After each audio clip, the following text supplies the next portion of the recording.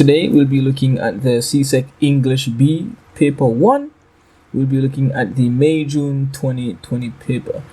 I have over the past several months been getting requests to do this particular paper. It's a paper that I've gone through several times. It's a paper that I've discussed with other teachers, and I've come to the conclusion that so far this is the toughest paper 1 for English B.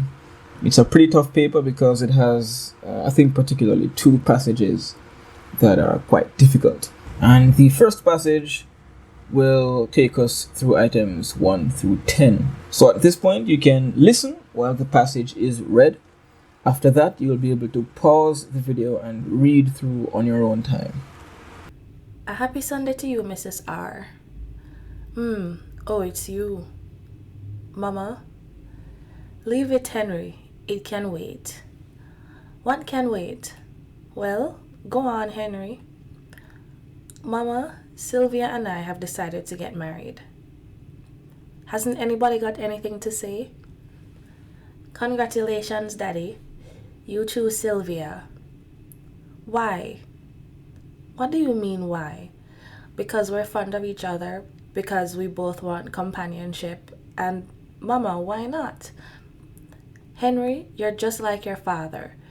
You don't know how lucky you are to be in the civil service, where everything's decided for you.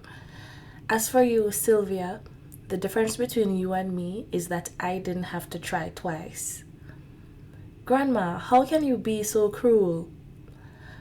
Because she hates me, that's why. You've always hated me.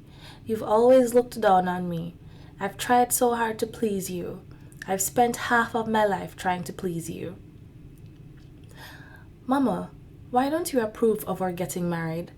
Just tell me that. At your age, my dear boy, you don't need approval. Leave that to the young people. You could marry a black woman and not need my approval.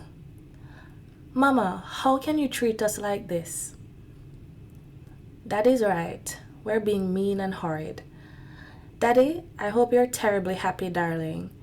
You too, Sylvia. I think it's wonderful. I don't care what you think, Grandma. I think it's wonderful. Haven't you anything to say, Matthew? It's fine. I don't see anything wrong with it.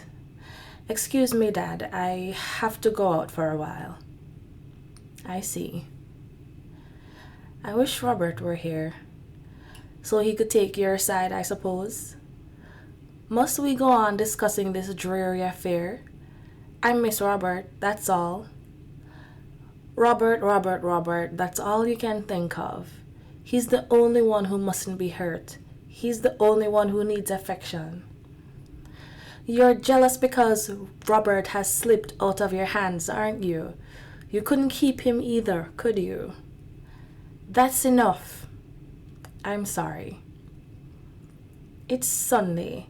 It's a fine day. There's going to be a wedding. What's wrong with everybody? He's come to see me at last. Uncle Robert. Hello there. Uncle Robert, I'm so glad you've come home. Mama, you look as though you were expecting me, all dressed up.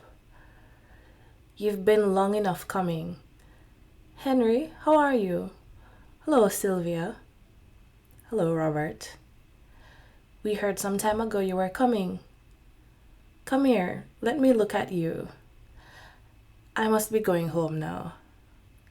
Nonsense, you'll stay and have dinner with us, won't she, Henry? But Mother's been alone for hours now. It won't hurt her. If you go home, you'll sulk because I was rude to you. I'm getting to be an impossible old woman. Babs, tell Ruby to come. I want to talk to her. The fatted calf, eh, Grandma? Alright, here we have the passage on the left and the questions on the right. Question 1.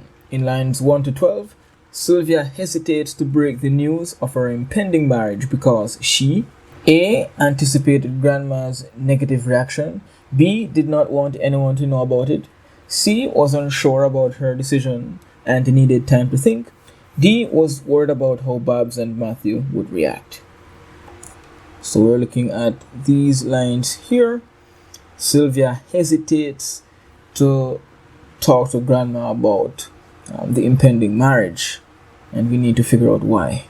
Alright, so what information do we have about the characters and the relationship amongst characters so far? Looking at the stage directions, we see Henry and Sylvia come onto the veranda from the house, and they're both a little tense.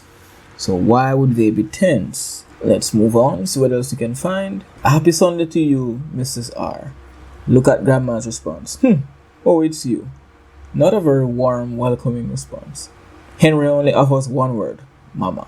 We see more tension here from Sylvia. Sylvia says, leave it, Henry, it can wait. So Sylvia is indicating to Henry that some topic or something that is supposed to be brought up can wait. Perhaps Sylvia is nervous about discussing something. And then, of course, Grandma prods, what can wait? Go on, Henry. And then Henry spills the beans here about the marriage. And we see how Grandma responds. Grandma is silent along with everyone else looking at him. And then look at Grandma's response. Bluntly, very straightforward, no tact. Why? So very clearly we can see that Grandma isn't for this marriage. We see Grandma's tone here. She's practically criticizing this decision. And then we see Sylvia finally breaks down into tears. And you can read this part. So what we can see here is Sylvia would have been anticipating this negative reaction. Should have been anticipating this. How do we know that she would have anticipated the reaction? We see here she says, leave it, it can wait. So Sylvia knows that Grandma is gonna be opposing the marriage. So let's look at B, C, and D. Why can we eliminate these? She did not want anyone to know about it. If that were the case, she wouldn't say, leave it, Henry, it can wait. She would just say, don't mention it. Sylvia does want people to know about the marriage, but she's pretty nervous about Grandma's response. C, nothing here says she's unsure. And D, she's not worried about Babs and Matthew's reaction. She's worried about Grandma's reaction, as you can see here. So 1A. Number 2, the stage directions tense in line 1, and bursting into tears, line 17, and suddenly standing up, hate blazing in her eyes, line 37. Suggest that Sylvia is A, indifferent to Grandma's opinions, but is overwhelmed by the encounter. Well, we can eliminate A right off the bat because indifferent means you don't care. Obviously, she cares a lot about Grandma's opinions. Otherwise, she wouldn't be tense. Otherwise, she just wouldn't be making a big deal out of this. B, surprised that Grandma and the children are not in favor of her marriage. We can also eliminate B without even thinking because she's not surprised about Grandma's reaction. Why isn't she surprised? How do we know this? Because she anticipated the reaction. If you anticipate something, you're not surprised about it. C, strong and determined because Henry defends her when Grandma insults her. If we look at the stage directions here, tense, bursting into tears, and suddenly standing up. At no point do we see Henry really defending her. So that couldn't be it. D, intimidated by Grandma's bluntness, but still makes an attempt to defend herself. That is the obvious answer. We see they're both tense. The tension is building. Sylvia bursts into tears here, and things kind of come to a climax. Sylvia is saying, yeah, Grandma hates me and she has always hated me, XYZ. We go down here. Sylvia bursts into tears, but look at what she does. Hate is blazing in her eyes, so she's not just sobbing away. Hate is blazing in her eyes. And then look here. Look at what she says. You're jealous because Robert has slipped out of your hands, aren't you? You couldn't keep him either, could you? So she's standing up to Grandma here, arguing back, standing her ground.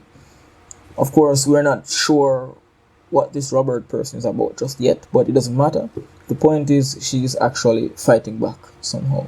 And we see here that Grandma is stung. So Grandma basically feels this verbal punch coming in from Sylvia. So Sylvia isn't just taking it like a dog lying down. She's intimidated, but she does make an attempt to defend herself. So 2 is D. 3, from Grandma's assumption that Sylvia had to try twice in line 15, we can infer that Sylvia, so let's find that, try twice. Alright, we'll read that in a minute. A, was married before. B, visited her home often. C, was engaged twice before. D, tried twice to marry Henry. So let's look at the context here. Grandma caustic, so they're arguing now about this decision to get married. Henry, you're just like your father. You don't know how lucky you are to be in the civil service, where everything's decided for you. As for you, Sylvia, the difference between you and me is that I didn't have to try twice. What a hit. Grandma has no limits. So, of course, the trying twice here has to be connected to getting married. That's what this argument is about. So, trying twice, we can really make a safe assumption that Sylvia was married before, but it didn't work out. And so she's trying again by marrying Henry. And B has nothing at all to do with what's happening. Visited her home often, what? And was engaged. We don't know about just being engaged, and it wouldn't be twice before, because dealing with Henry would be the second one, the second try. So it wouldn't be twice before, it would be once before anyway. And yeah, it's not talking about trying twice to marry Henry, just talking about trying to have a successful marriage, trying twice to do that. Okay, number 4, the stage directions timidly in line 9. Full of pity, going to her father in line 25. And getting up embarrassed in line 29. Suggest that Henry's children, A, share their grandmother's opinion of Sylvia. B, are excited about the wedding announcement. C, are embarrassed by their grandmother's reaction. D, are not in support of their father's decision to marry Sylvia. So we see here that while this argument is happening between Sylvia and Grandma, or we can say between Team Sylvia, which is Sylvia and Henry, and Grandma, the kids are caught up in the midst. And of course, this would be very awkward for Henry's children. But how are they reacting? What can we understand from the stage directions pointed out here? So let's see what happens in line 9. Babs is timid. So she's feeling the awkwardness. She doesn't really want to speak. She's kind of afraid or nervous about what's going to happen. Why is she nervous? First of all, she says, "Congratulations, Daddy." So she is in support of the marriage. Apparently, at least on the surface, she is.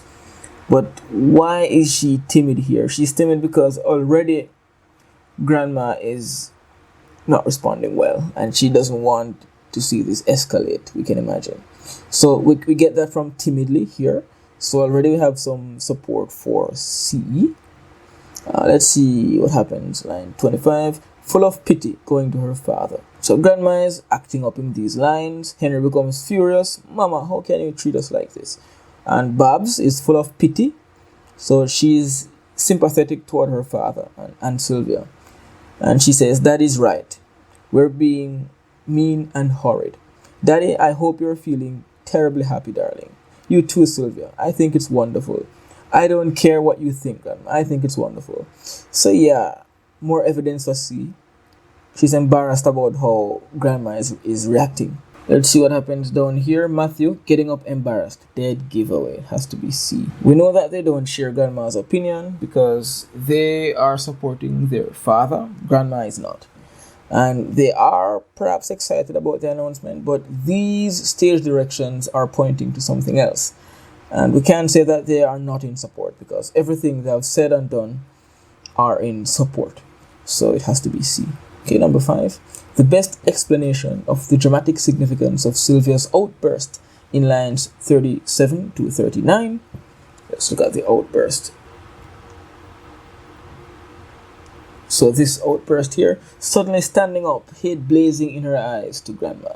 "You're jealous because Robert has slipped out of your hands, aren't you? You couldn't keep him either, could you?"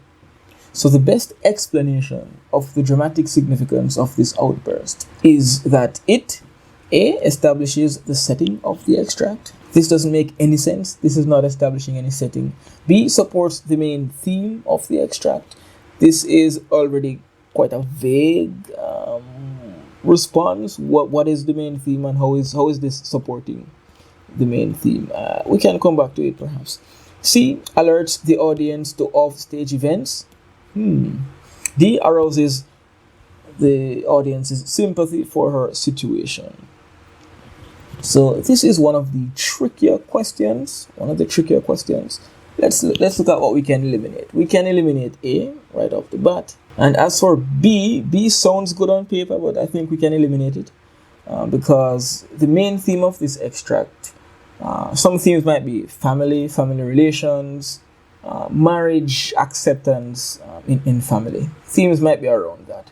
But this particular outburst here, you're jealous because Robert.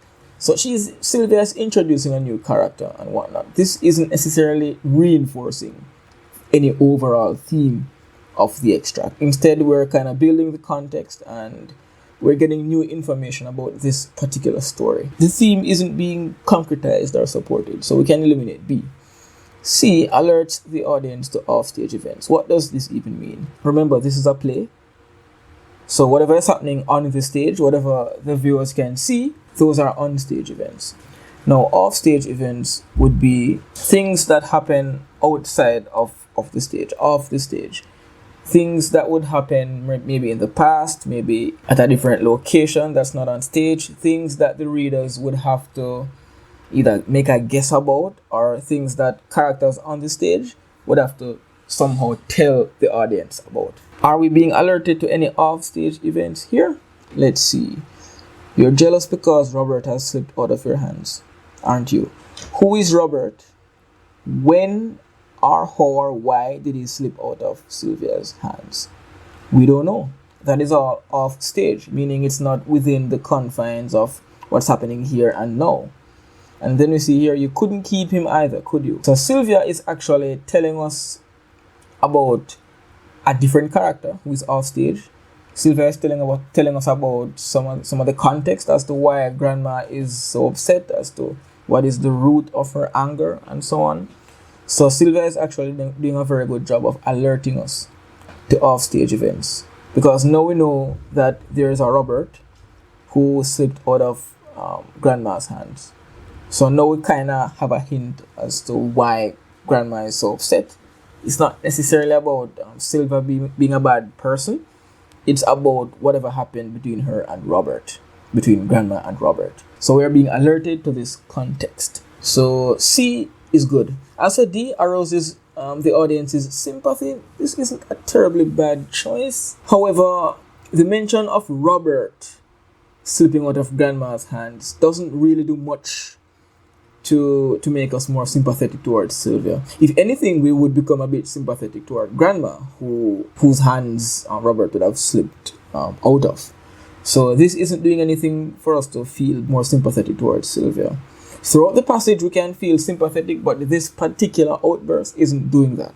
That's not the dramatic significance of these lines. The word dramatic here is very important. When I talk about dramatic effect, dramatic significance, dramatic impact, you have to really recall that this is a play and it's a drama piece. The dramatic significance is, how does this add to the piece as a play? How does it add to the drama? What does it do for the audience? And we see here that the purpose of this is for us to learn about Robert and learn about why Grandma is the way she is. That is what we call dramatic significance. That's how it impacts the play on a whole. So 5C. Let's go to number 6. Robert's entrance in lines 44 to 56. Let's find that. Okay, Robert's entrance in lines 44 to 56 serves to A. Heighten the suspense of the extract. B. Provide dramatic relief from the tense situation. C. Highlight the relationships among the characters. D. Indicate a change in the physical setting of the extract. Alright, so let us look at this in context. From the top here, we see Sylvia and Henry arrive. They mention marriage. Grandma gets upset. Babs and Matthew are feeling awkward and embarrassed about the whole situation. And then Robert is mentioned. Grandma says, I wish Robert were here. Of course, you're wondering, who is this Robert? What does he have to do with anything here? And we can see how people feel about Robert. I miss Robert. So we know that Grandma is fond of Robert. But look at Henry. Robert. That's all you can think of. He's the only one who mustn't be hurt. He's the only one who needs affection. So we see that Henry is perhaps jealous of Grandma's affection toward Robert. And then Sylvia chimes in and says, Grandma, you're jealous because, you lost Robert, basically. So perhaps Robert got married, moved out of the house, and moved on. And so in that sense, Grandma would have lost Robert. And now she's going to lose Henry to Sylvia. So I suppose that's why Grandma is so upset. So we see that Robert is mentioned a couple of times in the last few lines. And then Grandma looking off right, her eyes lighting up. The Lord be praised. He's come to see me at last. So Robert is coming, and it's like the Messiah is returning. Bob says, Uncle Robert. She runs down to the yard to meet him. He's relaxed.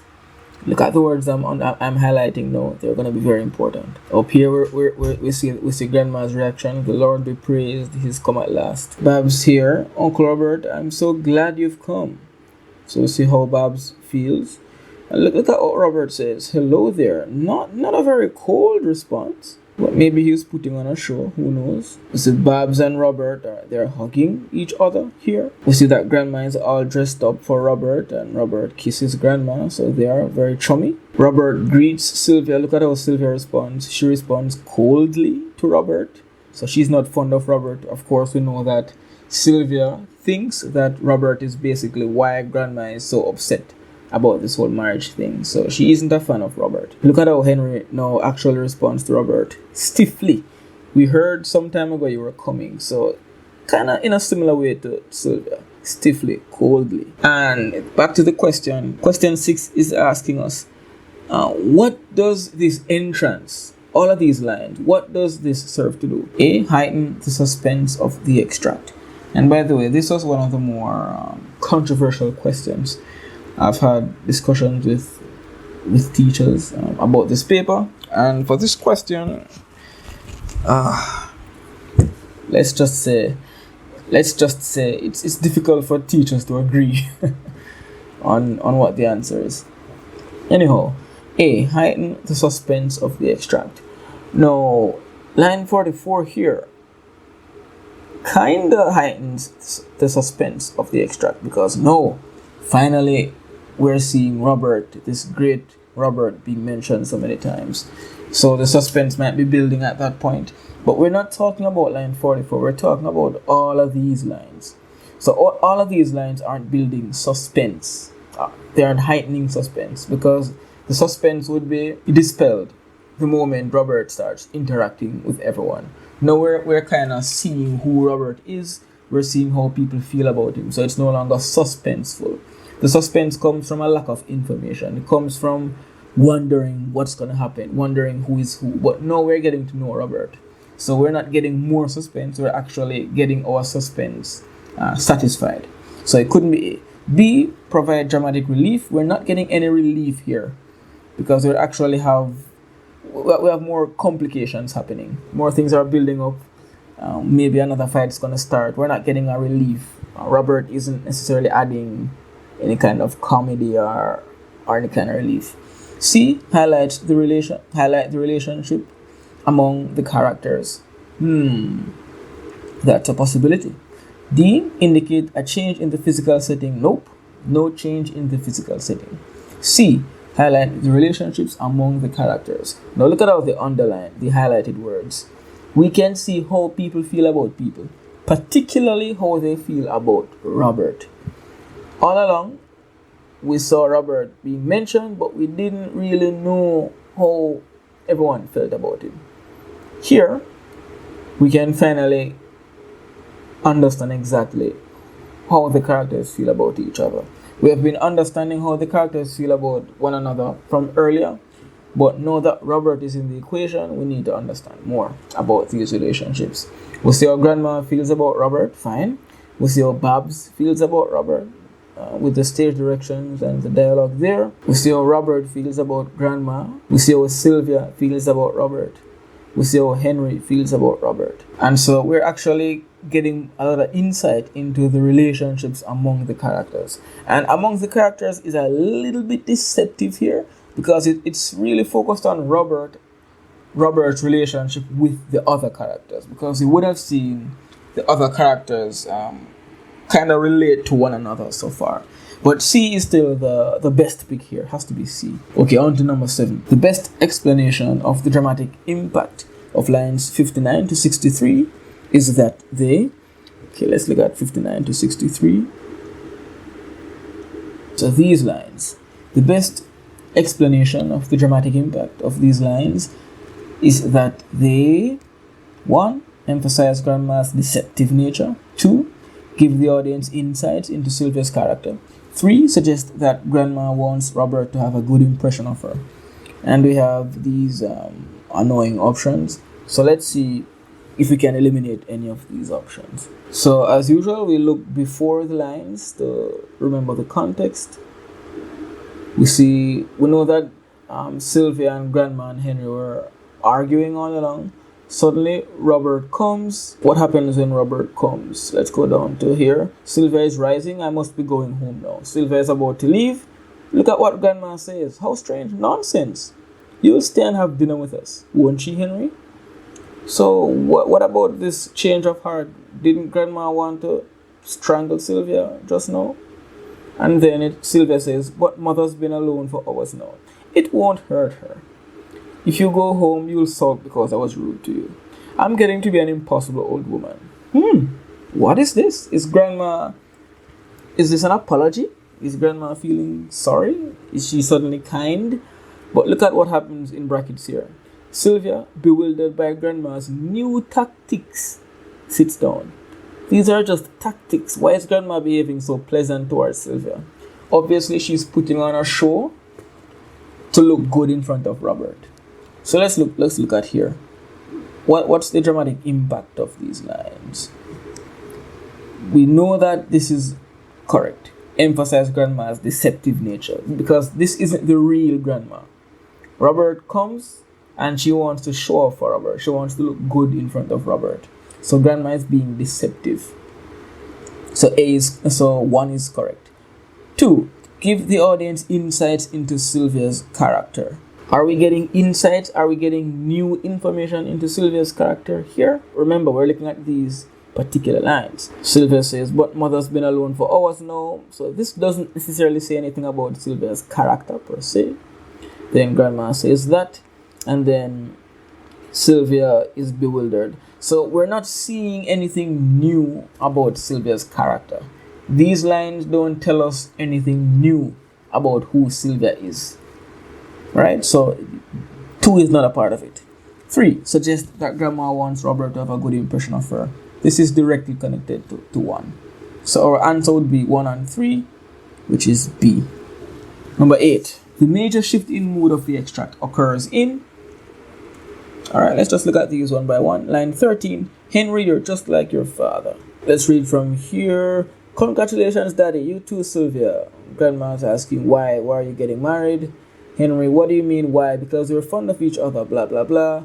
Grandma says, Henry, you're just like your father. You don't know. So no shift in mood. No shift in mood, no shift in tone.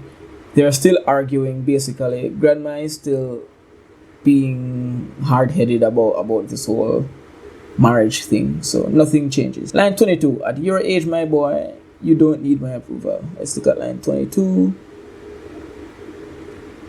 Mama, why don't you approve of our getting married? Just tell me that. At your age, you don't need my approval. So no change. Of course, Grandma is still basically saying, Dad, do whatever you want. I don't approve, but whatever, it's your choice. It's up to you. So Grandma is still not on his side or supporting or anything. So no change in mood. We still have the conflict going on. We still have this tension amongst Grandma, Henry, Sylvia. See, Most we go on discussing this dreary affair, line 34. I miss Robert, that's all. So yeah, nothing changes here. Grandma is just saying, this is getting boring. I'm tired of talking about this nonsense. I just want to talk to Robert, the son I actually love. So nothing changes. On line 59, and this is actually a giveaway because the big shift is here. Grandma has been arguing with Sylvia all this time, has been rejecting and trying to isolate, push Sylvia out of the family. And suddenly, Grandma is saying, "You will stay and have dinner with us, won't she, Henry?" So we see there's a shift in mood here, and we know that this shift in mood is quite ironic, quite deceptive. We know it's not a genuine shift, but it's a shift nonetheless. Number 9, which of the following contributes most to the tension in the extract? A, at your age, my boy, you don't need approval. Leave that. This doesn't give us any tension. Here, Robert, that's all you can think of. He's the only one who mustn't hurt. He's the only one who needs affection. We're definitely getting tension here because we're wondering, what is it with this Robert? Who is Robert, and why is Henry so jealous of Robert? Henry is saying this.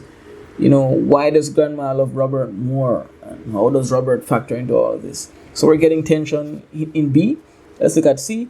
It's Sunday, it's a fine day, there's going to be a wedding. What's wrong with everybody? This is not giving us tension. Saying that it's a nice day and there's going to be a wedding and asking what's wrong isn't making the place more tense. In fact, this is trying to relieve tension. And D, it won't hurt her. If you go home, you'll sulk because I was rude to you.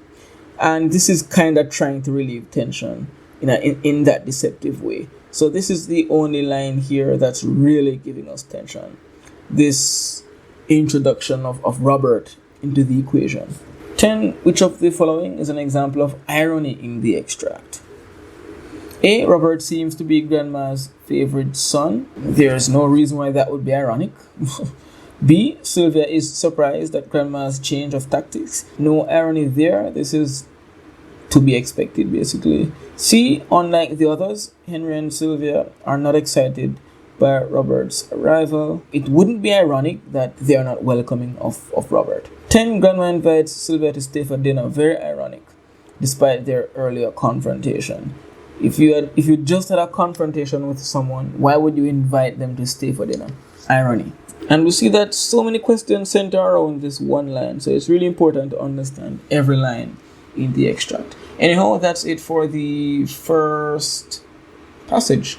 Let's move on. We're on to Anane, and this will take us from items 11 through 20. So we'll have a reading of this, then you can pause and read it for yourself, then we'll move on to the questions. Aku, are you still sleeping? There is no water in the pot, none to drink, none to wash. If you do not go early, we shall not have water to do anything. Can't you see I'm preparing to go? Are you going to the farm? Can't you go without me? I am not going to any farm with you. You will go. I am waiting for you. That is what you told me the other day. And what happened? You slept, and I had to carry the food all alone for you to eat. I will not even go for the water. Now try and force me to do anything. My son, if she will not go, leave her.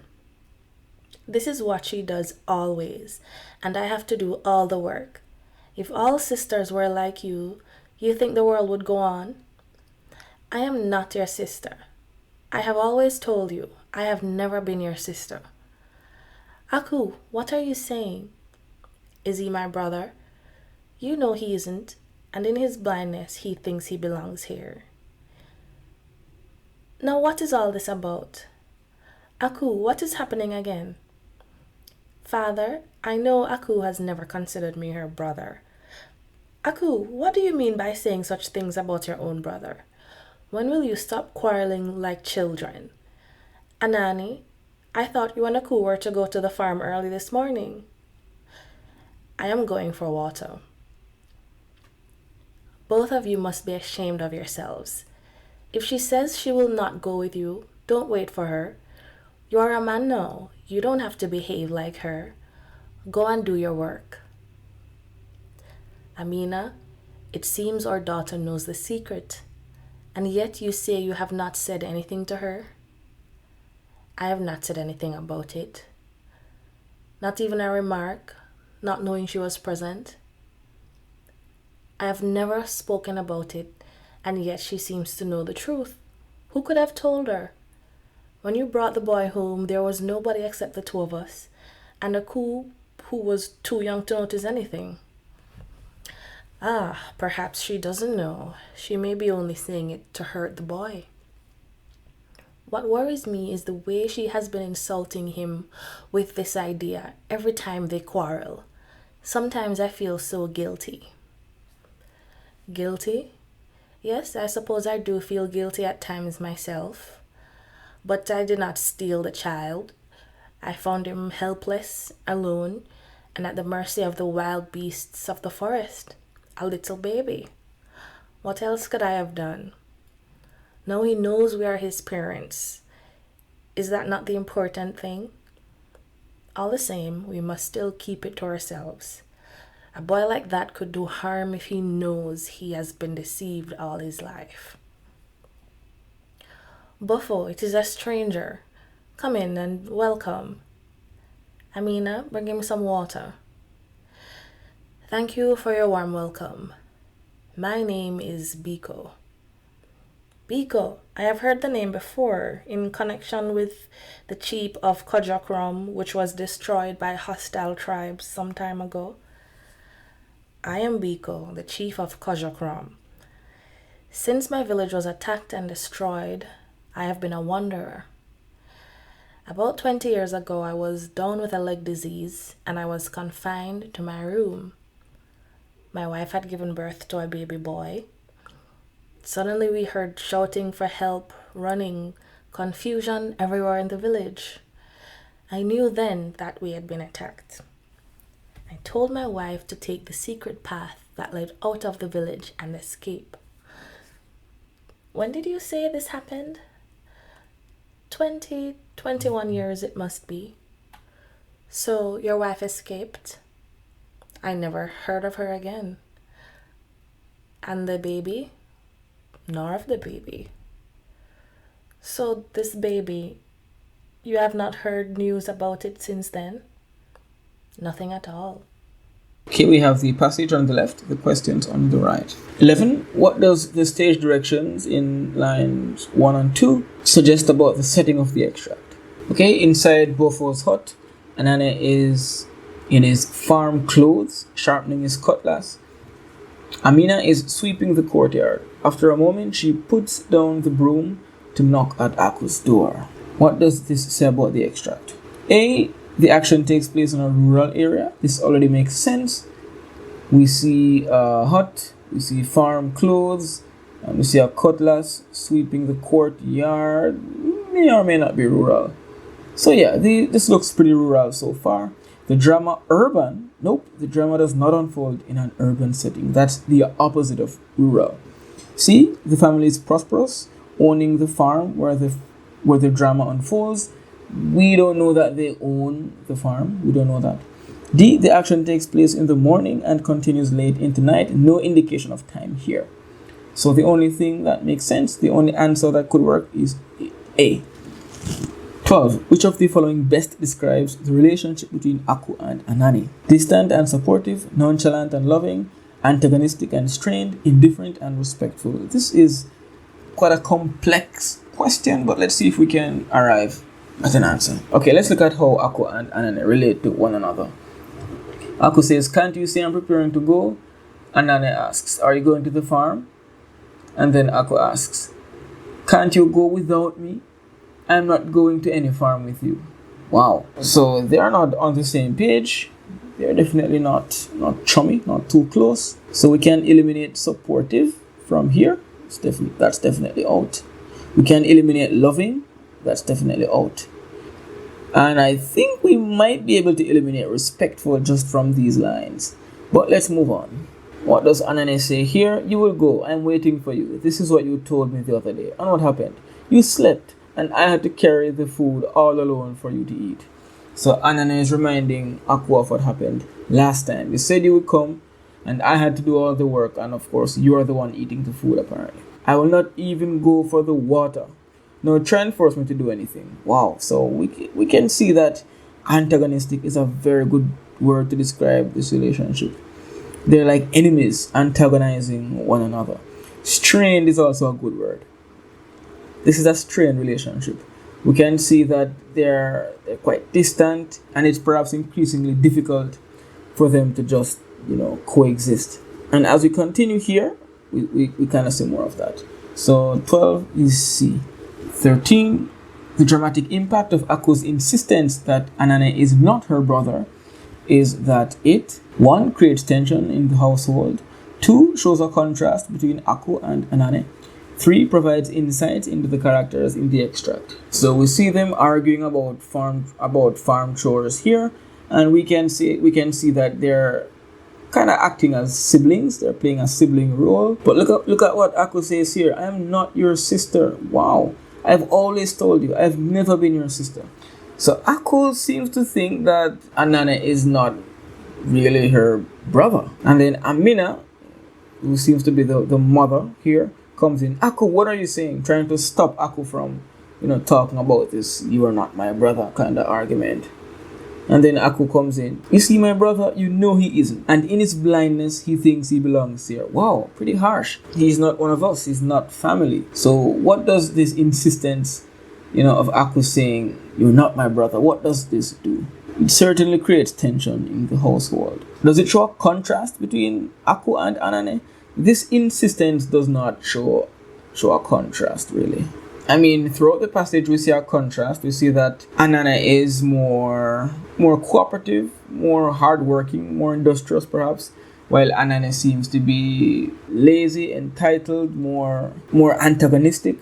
But this particular insistence, he's not my brother, this doesn't really work to develop that, to show that contrast too much.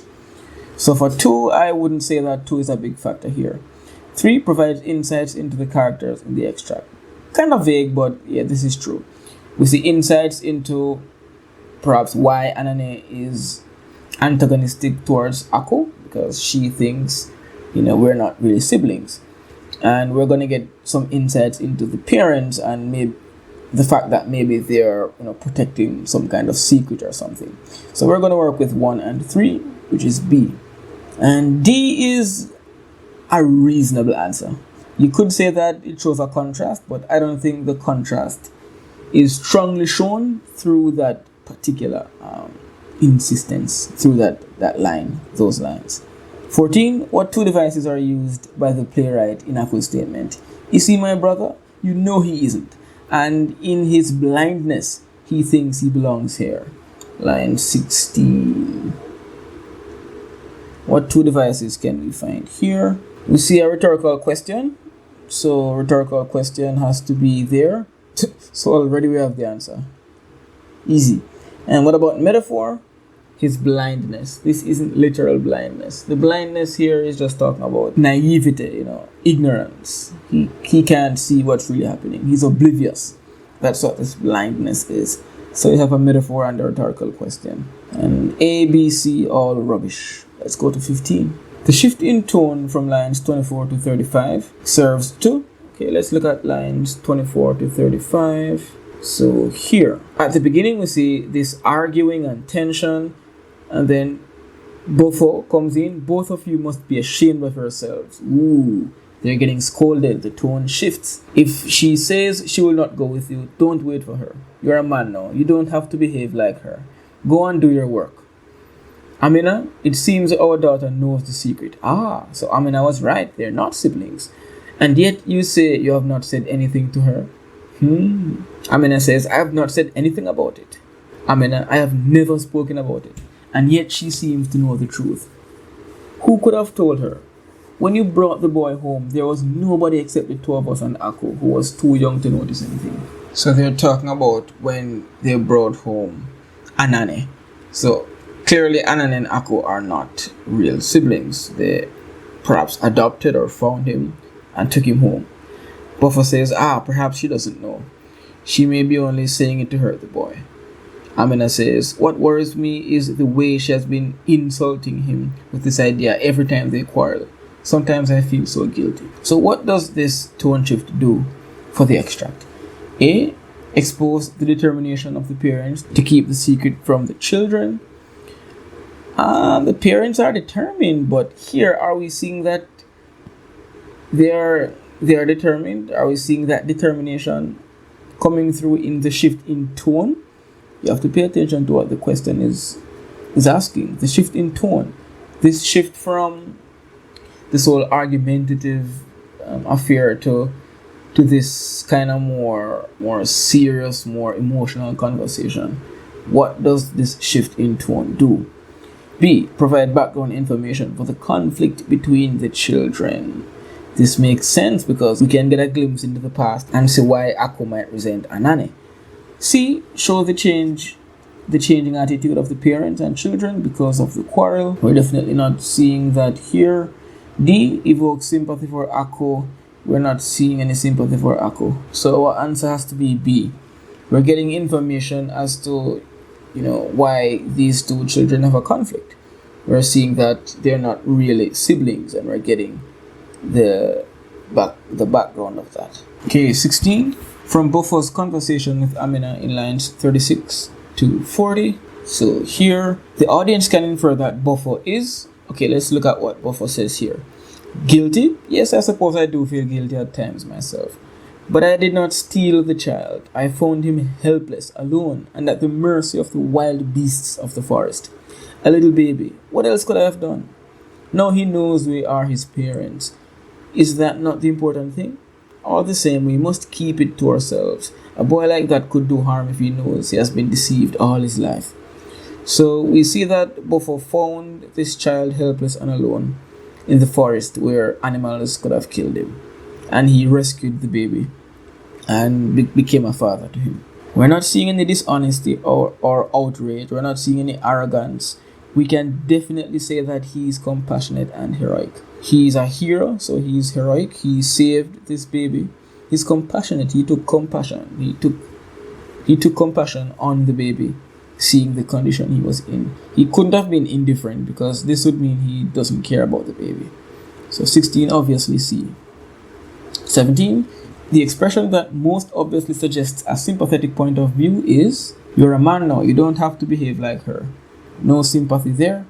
B. Amina, it seems our daughter knows the secret. No sympathy there. C. I found him helpless, alone, and at the mercy of the wild beasts. Sympathy. Easy. D. Suddenly we heard shouting. Now we can see some confusion and chaos. Maybe nervousness, but not sympathy. But here we can see that he felt sorry for the boy, seeing the condition he was in, the situation, the helplessness. Okay, let's go to 18.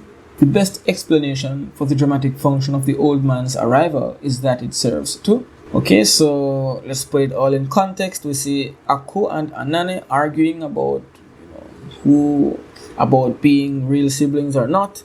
We see Amina and Bofo, the parents, talking about this secret of when they actually found Ako, the little boy. And now, from line 47, Bekoe enters. What does this do? I am Bekoe, the chief of somewhere.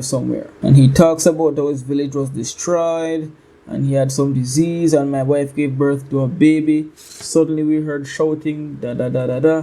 So basically we can learn that this Ako that Bofo would have rescued from the forest is this man's biological son. And this man is some big shot. He's a chief of Kodrokrom. So his village was attacked and destroyed. And I guess he lost his son in the process. The same son that Bofo would have rescued. Amina asks, when did you say this happened? She's now putting 2 and 2 together, wondering if it's the same boy that Bofo rescued. 21 years it must be. And Bofo asks, so your wife escaped? Bekoe, I never heard of her again. This is the important question. And the baby?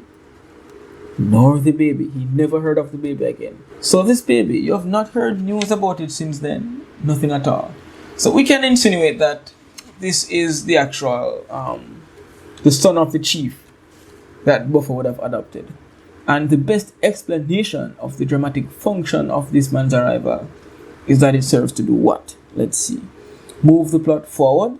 Well, the plot is moving forward because now we have a new important event where we have Akko's biological father, some chief, showing up, and we're not sure what's going to happen from here. So the plot is moving forward. So if B, C, and D fail, we have to work with A. B, relieve conflict. We're not getting any relief of conflict here. In fact, we're getting more possible conflict. What if this man wants to come and claim his son? C, provide insights about the characters. We're not getting insights about the characters. We're just getting a backstory of what happened to Bekoe. And we already know about Amina and Buffer. We already know about what they did and how they feel about it. So we're not getting new insights about them here. We're only learning about Bekoe. So in fact, we're getting insight on only one character. So C is not a good option. D, provide background information on Anima and Buffer. No, we're getting background information on this guy. So A, move the plot forward. It's a simple but an effective answer. The plot is moving forward because now we're having a new story event. As simple as that. 19, in lines 47 to 60. Basically, since Bekoe introduces himself until the end, the playwright evokes in the audience a feeling of. So reading these lines, how do you feel? Harmony and nostalgia. There couldn't be harmony because we are kind of envisioning some kind of possible conflict between Bekoe and this family, Buffer and Amina. And it wouldn't be nostalgia because it's not as if we can all relate to this story here. This is just Bekoe's past. Pessimism and cynicism, we have no reason to be pessimistic or cynical here. Intrigue and contemplation, definitely. We're intrigued because this man, who is apparently Akko's real father, who is actually a chief of a village, has now shown up. So now we're wondering what's going to happen next. Is he going to run into Akko? Is Akko going to show up? What's going to happen? Is there going to be a fight breaking out? And is a war going to happen over this? So we can see there's intrigue and contemplation. Anticipation is good, but negativity, that doesn't make sense. So the answer is C. 20. Which of the following is a plausible theme for the extract? The rejection of the past. The past is not being rejected here. The past is kind of being overcome. The boy was in such a desperate situation, but he was rescued. We can't say that the past was necessarily rejected. That doesn't make sense. The evil of unchecked ambition. No, we're not seeing that. Exploration requires taking risks. What? Things are not always as they appear. Yeah, we can say that. One of the most important illustrations of this is we see that Akko is basically living a very humble life. Here, Akko, he's working on a farm. He's kind of, being mistreated by Amina. He seems to be the poor thing here. But actually, he is the son of a village chief. So perhaps he has some big inheritance money. He's potentially a very powerful person. So things aren't always as they appear. Another thing is that Akko believes that he is a part of this family in the sense that he's Buffer and Amina's biological son and Anana's biological brother, but as we know, things aren't as they appear because he was basically adopted from the streets, from the forest. And yeah, if we look, we'll see more cases in which things aren't always as they appear. Okay, let's move on to the next passage. Okay, we're on to Hurricane Story. We'll have the reading. Then you can pause and read it on your own. Then we'll go on to the questions. Hurricane Story 1903 by Olive Sr. Grandfather knew just when to board the last window up and brace the door. Noah's Ark was never as crowded and wet. Thatch blew about and whipped our faces, water seeped in, but on grandfather's bed we rode above it everything holding together. For my grandfather had learned from his father and his father before him all the ways of orchestrating disaster. And my grandmother, schooled on Sankey's, led us in singing. In our frail bark, in total darkness, we passed through the eye and out the other side, till all was still. When grandfather opened the window, the sun was shining. Granny hitched up her skirt and petticoats to unseemly heights. We children had never seen so much skin. Stood waist deep in the water in her yard and searched the blue skies for a sign, as Noah's wife did. She found it when her missing sensei fowl and favorite leghorn rooster turned up safe but ruffled, having spent the night together in the hole in the cotton tree. And as we put our lives back together, I, too young to be schooled yet on disaster, spent my time watching that sensei fowl, that strutting leghorn rooster, dying to be the first to see this strange bird, fated to be born out of that great storm. Okay, 21. What is highlighted in lines 1 and 2? What are we seeing here? We're not really seeing strength and hope. We're seeing preparation and timing. That's clearly what we're seeing. Grandfather was a very prepared man. He knew how to prepare for a hurricane, and he knew just when to board the last window and brace the door. So we know that we're seeing timing here. That's very easy question. 22, line 3, Noah's Ark was never as crowded and wet. Best suggests that the house was. So we have here Noah's Ark was never as crowded and wet. So crowded, we know the story of Noah's Ark. Noah's Ark had 8 people and many animals in it.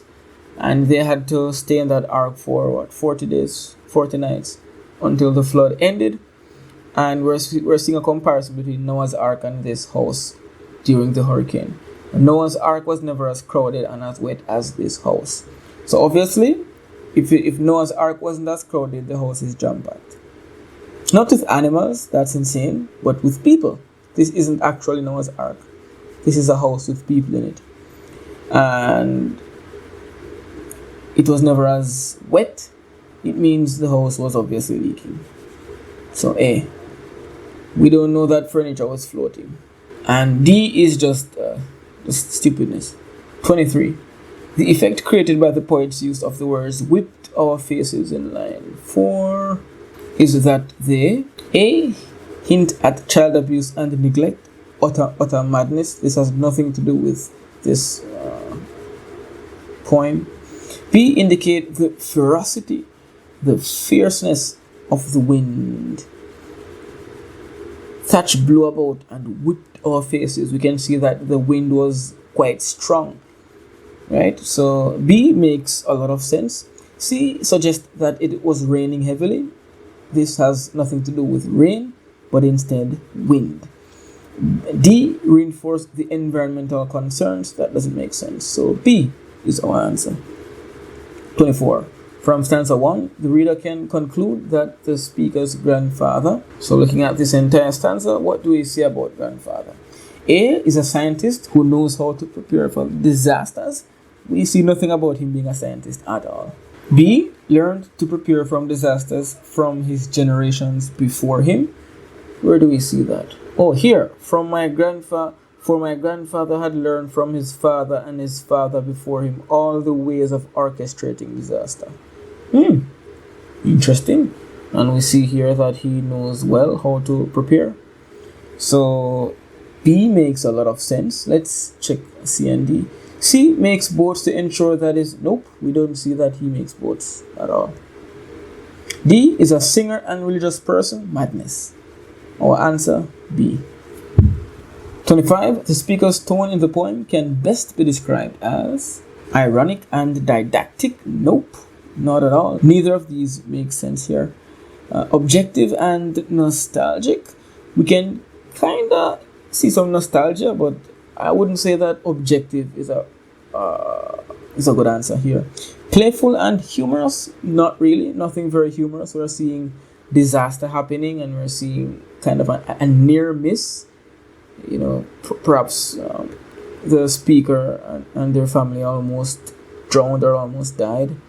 We're not really seeing anything too comical and anything too humorous happening. D, conversational and reflective. Yes. The speaker is reflecting on this experience, this perhaps a childhood experience, a memory. And it's conversational because the speaker is basically relaying this story. The same way they would just, recount a childhood experience to a friend, talking about, how their grandfather did this and that, their grandmother did this and that, and what happened. Yeah. So it's quite conversational, and it is reflective. Okay, 26. The best explanation of the effect of the use of contrast in the poem is that it A, reinforces the children's fear and the raging storm. We're not seeing contrast here. The children's fear and the raging storm are on the same side of the equation. We're not seeing any contrast between these two things. In fact, the raging storm causes the children's fear. So no contrast. B, emphasizes the darkness, the storm, and the shining sun. We see here in line 12, they were in total darkness. So yeah, they passed through the eye of the storm. And then, just 2 lines after, when the window was open, the sun was shining. So we see a contrast here between darkness and light, between going through this storm and, feeling that overwhelming sense of dread and fear. And then when the window opens, there is sun, giving us that sense of hope and newness. So definitely B has to be the answer. Let's look at C and D just for fun. C highlights the depth of the water and the eye of the storm. So the depth of the water and the eye of the storm, these are not contrasting at all. This isn't like some kind of unexpected pairing. D heightens the colors of Granny's... Okay, this is the stupidness. 27. Which of the following figurative devices are used in the poem? We have allusion, metaphor, simile. I spent such a long time on this question. It looks simple, but my gosh, there's something a little bit tricky about it. Anyway, allusion is there because we have this whole allusion with Noah's Ark. There are metaphors, several metaphors throughout the poem. I mean, you could say that this entire storm is metaphorical, but even outside of that, we see that importance is placed on this censer fowl that turned up safe. Grandma's fowl, I believe, which is likened to the dove from the Noah's Ark story. And this is of metaphorical value. You see here at the end, I, too young to be schooled yet on disaster, spend my time watching that censer fowl, that strutting leghorn rooster, dying to be the first to see the strange bird fated to be born out of that great storm. Of course, this is very metaphorical. It's really talking about overcoming obstacles and challenges, essentially. Of course, the bird wasn't like literally born out of the storm. It just means that storm, that great obstacle, maybe that near-death experience would have, given that bird some character and the strength to press on into the future. And the speaker here might be using this entire story as a way of reflecting on how the storms of life would have shaped him and enabled him to move into the future. So there are a couple of metaphors here. But what about simile? We know that a simile compares two things using as or like, but I wondered for a little while about this line. Noah's Ark was never as crowded and wet. Could this be considered a simile? No, it cannot be considered a simile. I did some research, and the closest this is actually the opposite of a simile, which is a dissimile, which we won't even talk about. Anyhow, we have allusion, we have metaphor, we do not have simile, so 27 is A. 28. The poet's use of water imagery throughout the poem is effective because it, A, reinforces the importance of water as a symbol of rebirth and purification. That's a nice answer. B, weaves an ancient story with a modern one and reinforces ideas of hope and renewal. That also makes a lot of sense. We're seeing the ancient story of Noah, and we're seeing this modern story of the hurricane. And we see that both of these stories are talking about hope and renewal, going through the storm, surviving the storm, becoming reborn. And C focuses on alliteration madness. We can stop there. D relates to a childhood story of grandparents who survived the flood and hours of darkness madness. So basically it comes down to A or B, which is the better answer. So we're looking at the use of water imagery. From the beginning of the poem to the end, we're talking about water. What is the effect of this? Now, A is not bad. It says reinforces the importance of water as a symbol of rebirth and purification. But I would say that A is an incomplete answer, whereas B is a much more complete answer. Because we do see that rebirth and purification come in here, reinforces ideas of hope and renewal. And we see that even at the end here. But also of equal importance is the fact that this water imagery, it creates a nice parallel between the Noah's Ark story and this more modern hurricane story. So it weaves an ancient story with a modern one. We're seeing that it's as if we're watching two stories happening at the same time. This ancient story of Noah's Ark and then this hurricane story of 1903. And we're seeing the common thread, the common theme highlighted at the intersection of those stories, hope and renewal. That is where these two stories connect. They both talk about hope and renewal, and the water imagery is at the center of all of this. So I wouldn't say that A is a complete answer, and the importance of water as a symbol of birth, of rebirth and purification doesn't spread throughout the entire poem. Actually, maybe at the end you could say that the storm could have something to do with being reborn, but throughout the entire poem, that's not what we're seeing actually. But the general story of overcoming the storm, not just the water itself, but overcoming the storm, is what really reinforces the idea of hope and renewal. So B makes more sense. Going down to 29. The poet's use of symbolism is most evident in the reference to the A, great storm, B, grandfather's bed, C, censer fowl and leghorn rooster, D, grandfather's house and Noah's Ark. We're looking for where we see the most symbolism here. So the great storm. We know that a storm could represent many things. For example, it could represent a problem, a struggle, a conflict. However, the storm in this poem is largely literal. This is about, I believe, an actual storm, an actual hurricane. Of course, you can extend that hurricane into meaning other things like a problem, a conflict, but the storm in this text is literal. So we wouldn't say that this is where we can find, the most symbolism. Grandfather's bed is total madness. This is not symbolizing anything in the poem.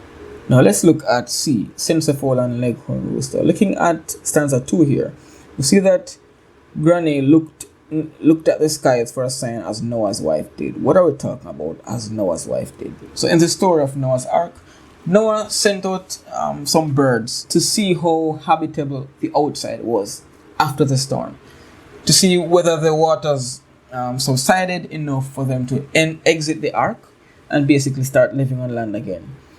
He sent out a raven at the beginning. He eventually sent out a dove, which came back with an olive branch in its mouth.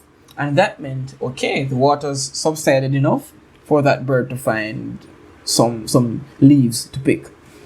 And he sent the dove out again, and the dove didn't return, which might have meant that the dove found a place to relax. So it was safe to leave the ark. So that was the sign that they got in terms of a bird. And we see here that Granny was searching for a sign in a similar way. But Granny's sign is not going to be a dove, it's going to be a censer fowl. So she went out and she found her missing censer fowl. And that was a sign, right? It turned up safe but ruffled because it spent the night in a hole in the cotton tree. And then let's look at the last stanza here. And as we put our lives back together, I, too young to be schooled yet on disaster, spent my time watching that censer fowl, that strutting leghorn rooster. And he's dying to be the first. He wants to be the first to see that strange bird. Why is this bird considered strange? That strange bird fated to be born out of that great storm. So there are a few meanings you can take here. And of course, he is relating this to his own personal experiences of, going through storms and wanting to recover and overcome. That's what this whole story is about. And so this bird represents that sense of rebirth, that sense of overcoming and moving on. So we can see there's a lot of symbolic value. So C is a contender. Let's look at D. Grandfather's house and Noah's Ark. Grandfather's house isn't necessarily symbolic. It's a literal house. And Noah's Ark, I would say it works as an extended metaphor, but I wouldn't say the ark is really symbolic. But C, we have clear symbolism in C. Alright, let's look at 30. Last one under this poem. One of the themes in this poem is A, nostalgia and regret. B, watching and helping. C, survival and resilience. D, childhood fears and longing. And the answer is definitely C. We see that surviving the storm, being resilient, being strong enough to survive, that's what this poem is all about. Moving on. Okay, here we have the poem, Beautiful Creatures, Brief as These. We'll have a reading of the poem. After that, you can pause and read at your own pace. Then we'll get into the questions. Beautiful creatures, brief as these. For J. McPherson, by D. G. Jones. Like butterflies but lately come from long cocoons of summer, these little girls start back to school to swarm the sidewalks, playing fields, and litter air with color. So slight they look within their clothes, their dresses looser than the sulphur's wings. It seems that even if the wind alone were not to break them in the lofty trees, they could not bear the weight of things. And yet they cry into the morning air and hang from railings upside down and laugh as though the world were theirs and all its buildings, trees, and stones were toys, were gifts of a benignant sun.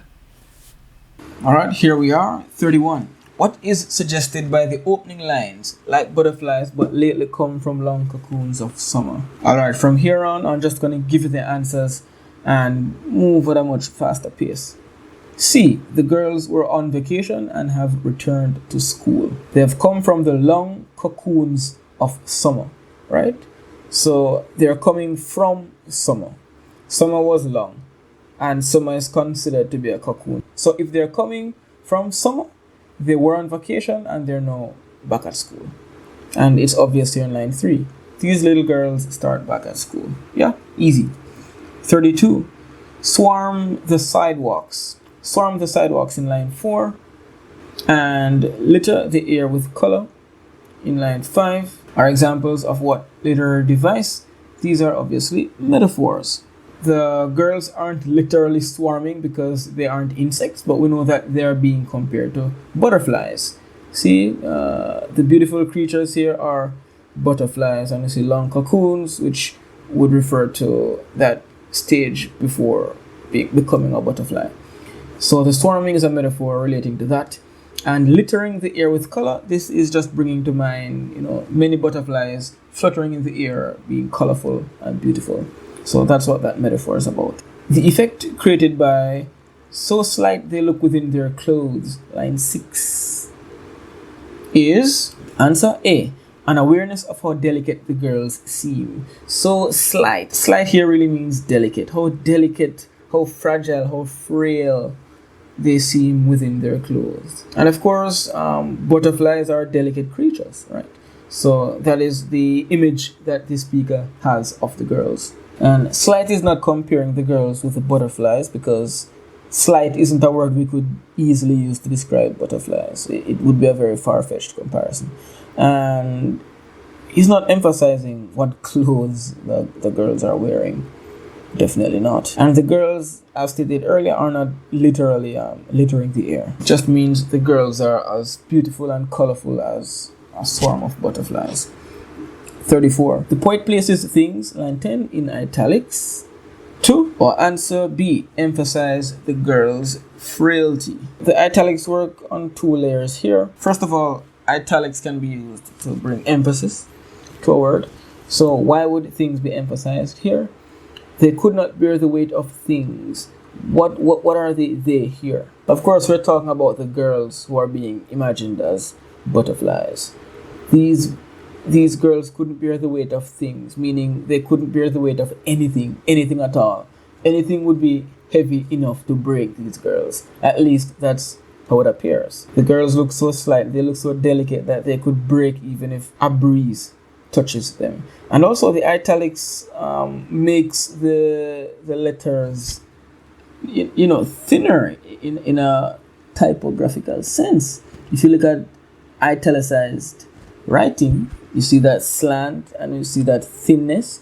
So it's really adding a frailty to the text itself, which emphasizes the meaning behind it here, that the girls appear to be delicate and fragile. We're not focusing on the girls' weight at all. That's just a trick because we have the word weight mentioned here. And we're not talking about the butterflies, so C couldn't be it. We're talking about girls, so D couldn't be the answer. 35. The poet compares the girls with butterflies to, of course, A, imply that they are carefree and full of life. Butterflies are carefree and full of life, at least that's how they appear to us. And these girls are the same.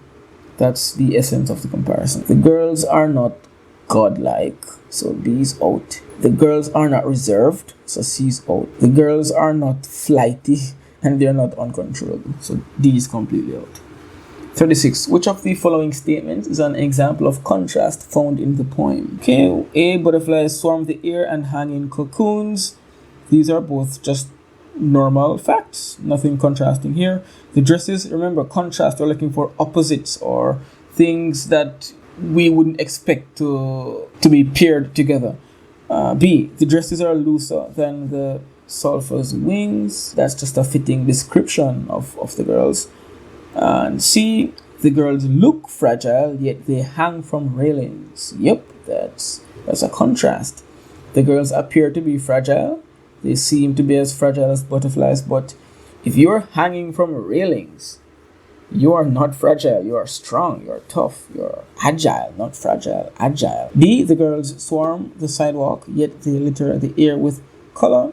No, these are not contrasting lines. In fact, they're in complete agreement. If they're swarming the sidewalk and they look like butterflies, then of course they're going to be colorful. So C is where we see the contrast. 37. We're looking at line 13. And laugh as though the world were theirs is effective primarily because it. So taking it from stanza 2, we see that even though the girls look fragile, they cry into the morning air, they are loud, they hang from railings upside down.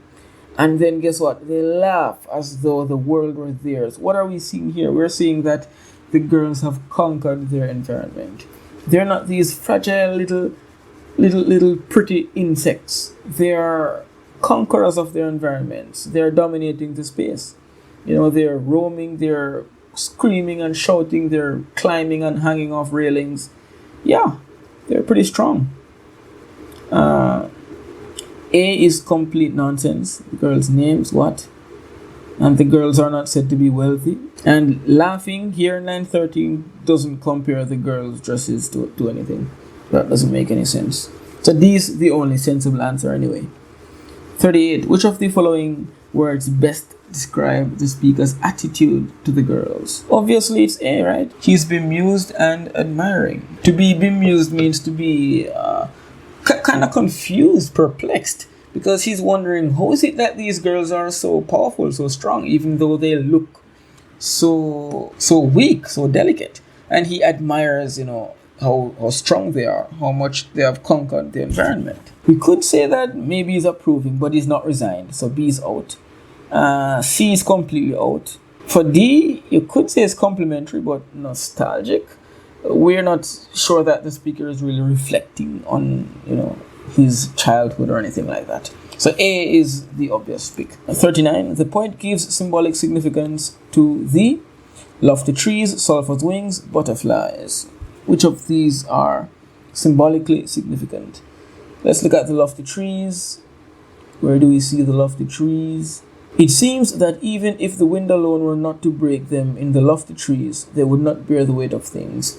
We're talking about literal trees here, so that's not symbolic. The sulphur's wings, obviously symbolic. Sulphur's wings reference to Zeus, the god of weather and atmospheric phenomena, for example, rain and lightning. Also referring to a brightly colored butterfly, a specific type of butterfly.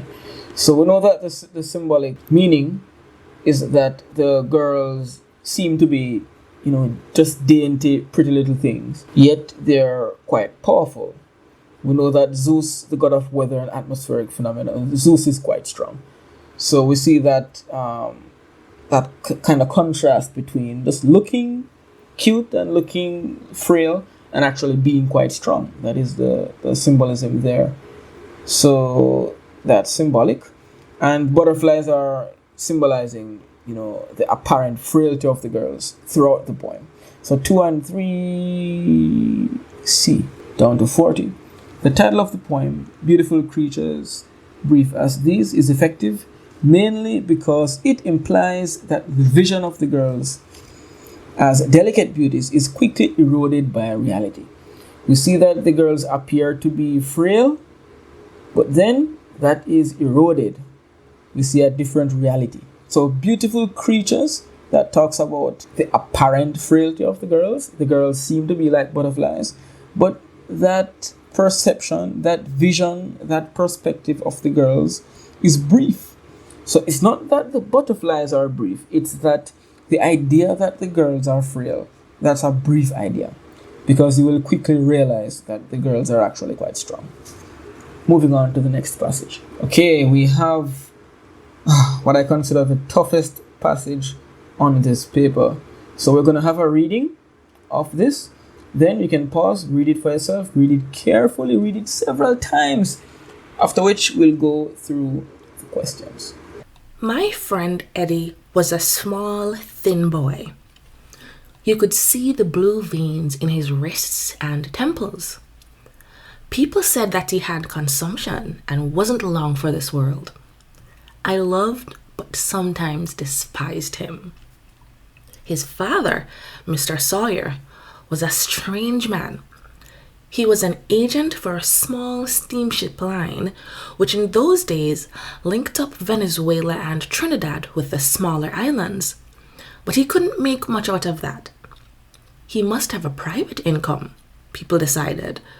But they never decided why he had chosen to settle in a place he didn't like and to marry a colored woman, though a decent, respectable, nicely educated colored woman, mind you.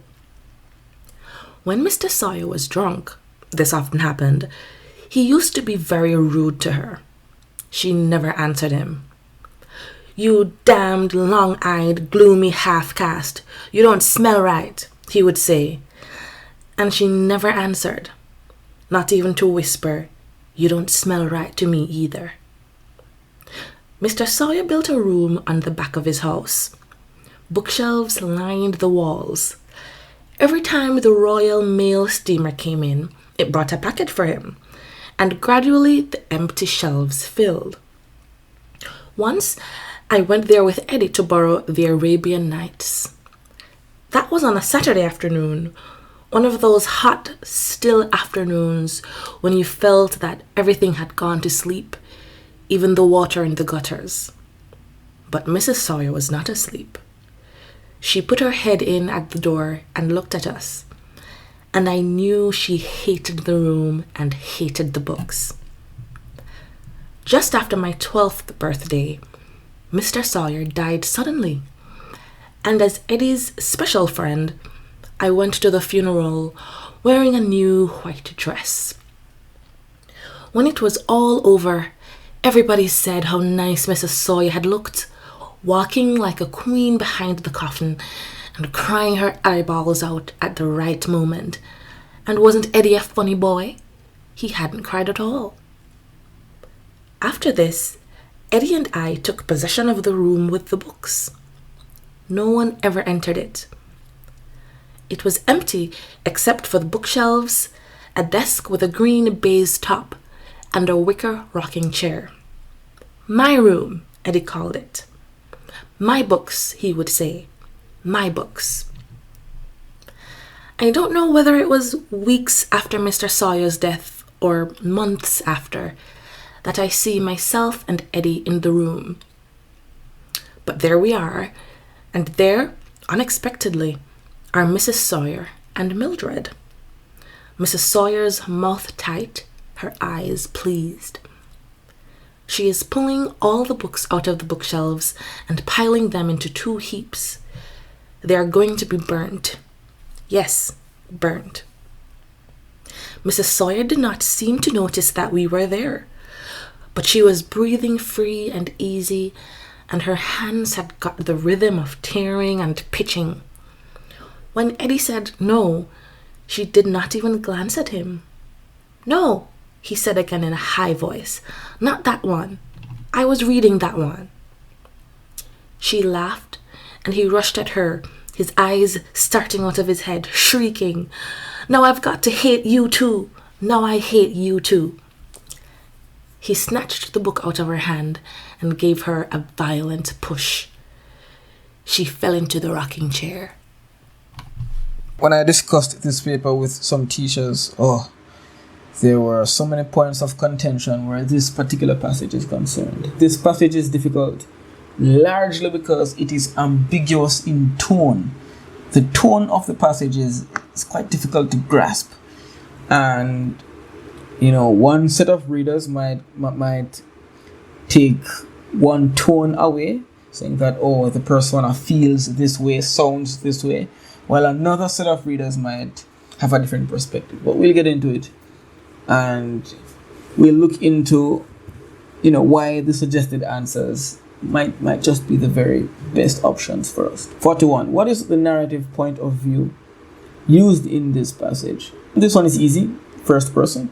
We see that, we see my and I, stuff like that. The speaker is speaking from their own perspective. All right, 42. From the statement, I loved but sometimes despised him. Line 2. One can infer that the narrator, of course, loving and despising someone, these are quite opposing feelings. So we can see here that the speaker has conflicting feelings that sometimes occur in childhood relationships. As a child, sometimes you love, sometimes you hate your friend. That's just how it is. Even as adults, but even more so as children, it's easy to have these swings in feelings, these ambivalent or these fleeting feelings. So that's quite typical of children. Let's eliminate the others. A is unwilling and unable to describe her true feelings. Well, she is describing her true feelings, which is sometimes love, sometimes despise. B has no real logical explanation for maintaining her friendship with Eddie. Yeah, we definitely do not get that from this line here.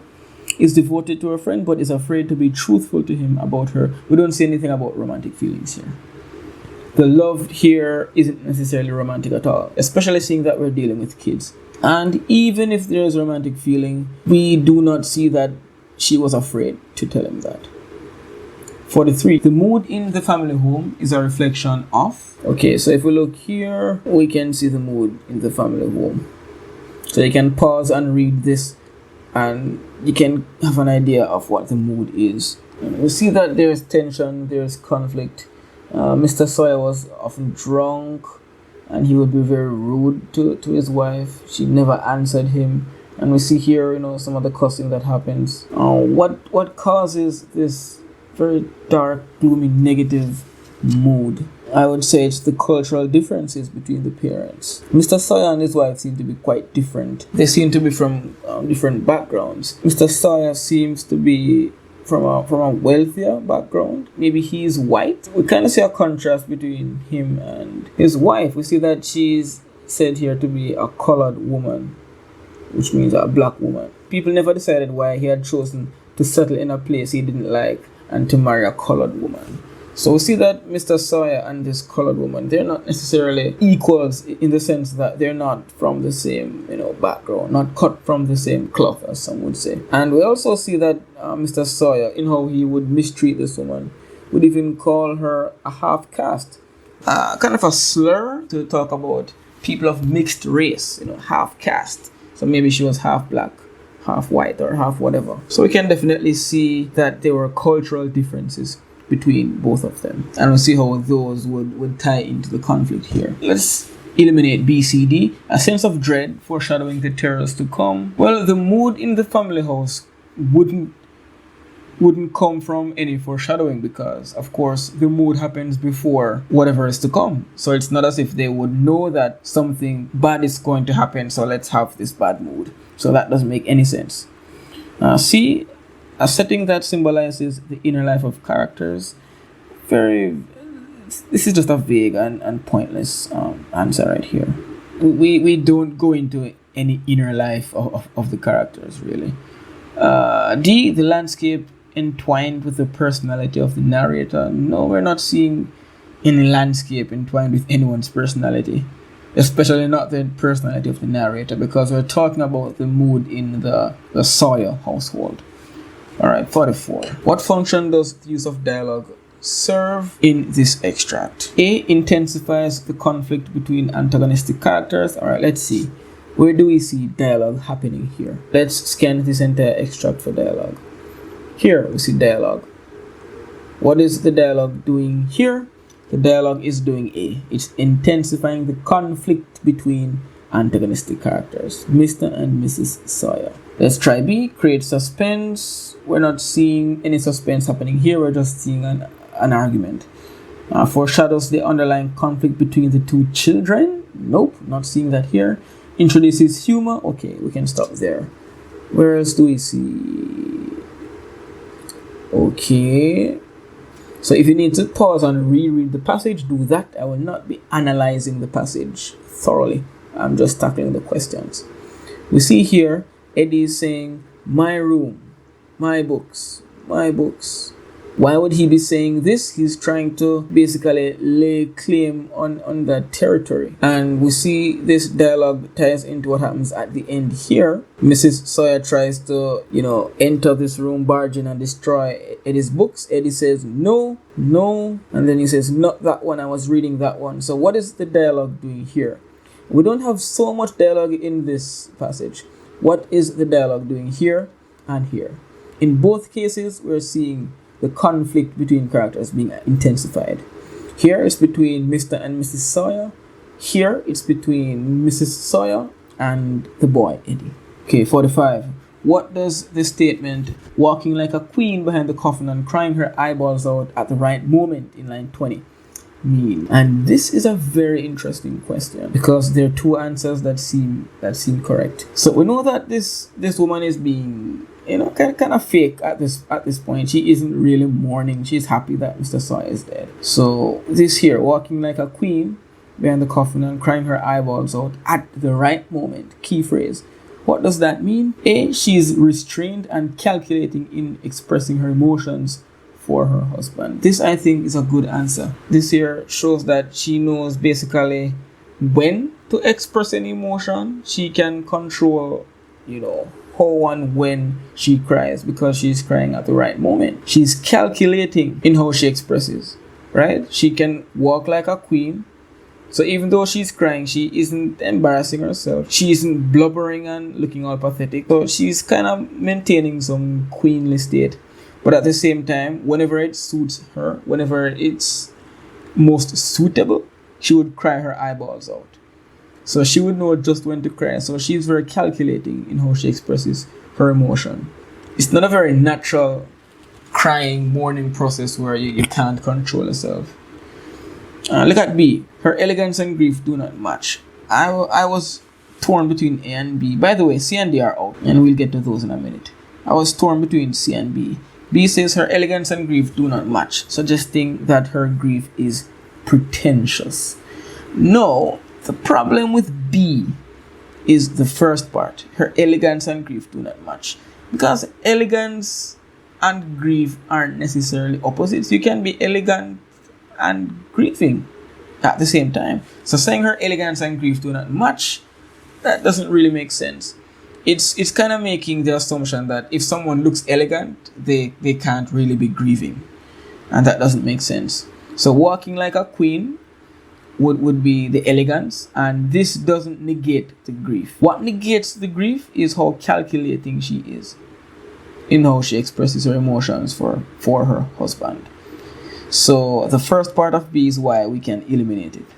The grief is pretentious, but the explanation for why it is pretentious is wrong. Let's look at C. She carries herself in a stately manner and her grief is genuine. Her grief is not genuine. D. Her beauty and elegance are obvious to the public, but she hides her grief. Well, she doesn't hide her grief because she's crying her eyeballs out from time to time. So A is the answer. And 46. Which of the following best describes the narrator's attitude toward Mrs. Sawyer? Admiration, sympathetic, detachment, judgmental. This is a tough one. It's a tough one. D is out. The narrator is not judging Mrs. Sawyer. And detachment would be good because we're seeing a number of mentions of emotions and stuff like that. And we know that the persona would have been close friends with Sawyer, which is Mrs. Sawyer's son. So we wouldn't say that he is necessarily detached from Mrs. Sawyer. So is he admiring her or is he sympathetic toward her? Let's take a look and then I'll come to which one I think is the more appropriate answer. Earlier I mentioned that some persons might sense one tone in this passage while other persons might sense a different tone. And depending on which group you fall in, you might choose either A or B. But I think one answer is a little bit better or goes a little bit deeper than the other. Let's have a look. Let's look at all of the descriptions of Mrs. Sawyer by the narrator. Okay, so here, though a decent, respectable, nicely educated colored woman, mind you. So you might be thinking, well, this looks like admiration. He's saying that she's decent and respectable, nicely educated. But, there's a detail you're missing. Let's read the paragraph. His father, Mr. Sawyer, was a strange man. Remember, the speaker is kind of reflecting on what would have happened when he and Eddie were children. I think it's a she. When she was a child, when Eddie was a child. So this is all from the perspective of a child, pretty much a childhood memory, we can imagine. So his father, Mr. Sawyer, Eddie's father, was a strange man. He was an agent for a small steamship line, which in those days linked up Venezuela and Trinidad with the smaller islands, but he couldn't make much out of that. From here, there's a very important thing that I don't want you to miss from line 5. He must have had a private income. People decided. The speaker is not telling us their view of Mr. and Mrs. Sawyer. The persona is basically reporting what people would have thought. She's reporting what she would have assumed or what she would have picked up on based on what people said. So it's not her own feelings. It's not her own perception. Alright? So he must have a private income. People decided. But they never decided why he had chosen to settle in a place he didn't like and marry a colored woman. Though a decent, respectable, nicely educated woman, mind you. So this part here, this does not count toward admiration because this is not the speaker's view of Mrs. Sawyer. Alright, let's move on. When Mr. Sawyer was drunk, this often happened. He used to be very rude to her. She never answered him. Is this in favor of sympathy or admiration? If someone is rude to you and you're not answering them, is this admirable or is this pathetic? Let's find out. You damned long-eyed, gloomy half-caste, you don't smell right, he would say. And she never answered, not even to whisper. You don't smell right either. So you might be thinking, well, this is admirable. She was strong enough to not answer. But I think she was too weak to answer. If someone is abusing you verbally, the abuse might have been physical too, but we're not sure. The man is drunk, so anything is possible. And you can't even say you don't smell right either. I think the speaker is feeling sorry for this woman, for how trapped she is in this abusive relationship. Alright, let's move on. But Mrs. Sawyer was not asleep. Alright, she put her head in at the door and looked at us. And I knew that she hated the room and hated the books. Are we seeing admiration or are we seeing sympathy? This woman is trapped in this relationship. She can't even defend herself. She can't even express herself. She hates a room that is on the very house in which she lives. She hates the books. What does she do? Nothing. She can't do anything. Let's move on. We see here Mr. Sawyer dies. Now look at how Mrs. Sawyer is described. When it was all over, everybody said, not the speaker. We're not talking about the narrator saying this. Everybody, just as we saw people decided. Everybody said how nice Mrs. Sawyer looked. Walking like a queen behind the coffin and crying her eyes out. So this description here, you could say that this sounds like admiration, but this is not the speaker's admiration. Alright, let's move on. See here that Eddie took charge of this room with the books, but Mrs. Sawyer now wants to destroy the books. And we see that happening here. So what can we get from this account? What can we get from these last few paragraphs? Basically, Mrs. Sawyer has now ruined her relationship with her son because she's now going after the books which the boy loves. It seems as if each time we see some admiration, it's not the narrator's attitude coming out, but simply the narrator's perception of the attitude of others. Each time we see sympathy, it's actually the narrator's attitude. So there's some admiration throughout the text. It's either stated with a touch of irony, or it's just simply not the narrator's attitude. Now, let's go a little bit deeper in the apparent admiration here. We see that she's walking like a queen. She's down here, she's now tearing books. She seems high and mighty. Where is she tearing the books? And her hands got the rhythm of tearing and pitching. When Eddie said no, so she's now ripping the books. All of a sudden she has some strength. But when did she get this strength? She got this strength only after the husband died. Where was her strength? Here. When the drunk man was abusing her. Where was her strength? No strength. The only strength she has is for this little boy and his books. So this is really a pathetic woman when you look at it. There's nothing very admirable about what's happening here. The narrator is not admiring this woman. He's sorry for her. First, you're in this relationship where the man abuses you. People are looking down on you. Then your husband dies. Then you lose your relationship with your son because of the hatred you have for your late husband. And remember, the narrator is Eddie's friend. So the narrator would not be admiring someone destroying Eddie's books. Someone basically hurting Eddie. That would not be something that the narrator would be admiring. So we see that where the narrator's attitude is concerned, sympathetic. Sympathy. Such a pity. Look at you tearing up books like you have strength. Only after the man is dead. Look at you walking like a queen and crying your eyes out. Only after the man is dead. Where was your voice when you needed it? So we see here that she's really sorry for this woman. That was a long explanation. 47. Which of the following is the best explanation of the function of the books in the extract? Aid in plot development. We see that the books aid in the development of the plot because it's because of the love for the books why the narrator and Eddie would be in this room. We also see that the books play an important role here. Mrs. Sawyer tearing up the books, showing that she has some strength now. So it does aid the plot development quite a bit. Link the protagonist to other characters. Yes, I think the narrator might be the protagonist. The narrator is linked to Eddie via the books, is by extension linked to Eddie's father, who would have owned the books.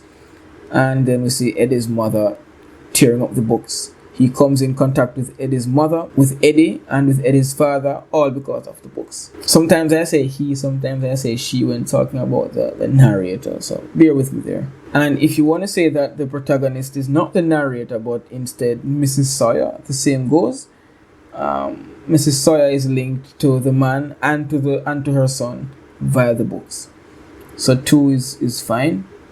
And serve as a symbol of social class and oppression. We see that the books can represent Mr. Sawyer's high society life and his high income. And that is why Mrs. Sawyer destroys the books so adamantly at the end. She didn't hate the books, but she hated what the books represented.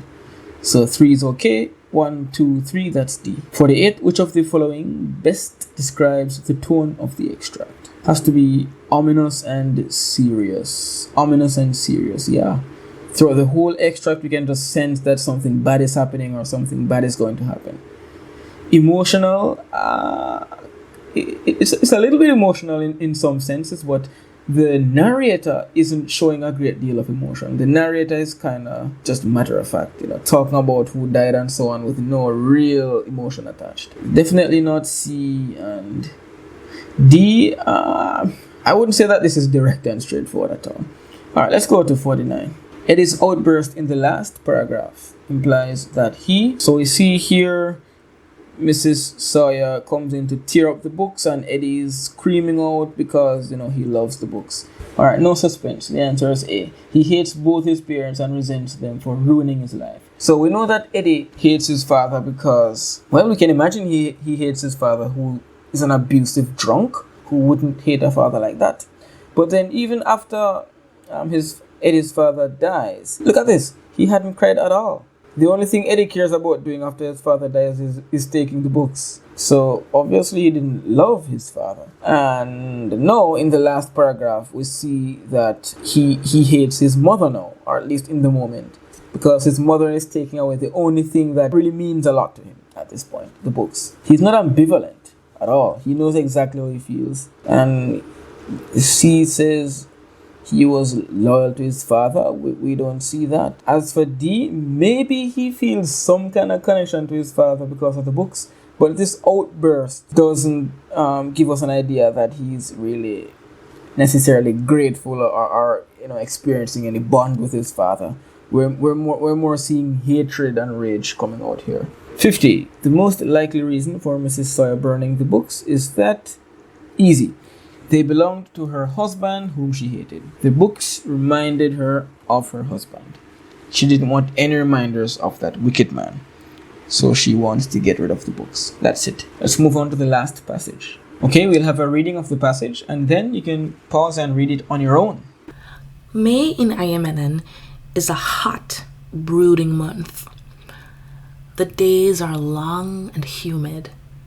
The river shrinks and black crows gorge on bright mangoes in still, dust-green trees. Red bananas ripen, jackfruits burst. Dissolute blue bottles hum vacuously in the fruity air.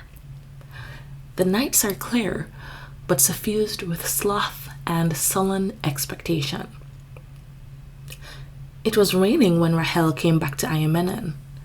Slanting silver ropes slammed into loose earth, plowing it up like gunfire. The old house on the hill, where its steep, gabled roof pulled over its ears like a low hat. The walls, streaked with moss, had grown soft and bulged a little with dampness that seeped up from the ground. The wild, overgrown garden was full of the whisper and scurry of small lives. Rahel had come to see her brother, Esther.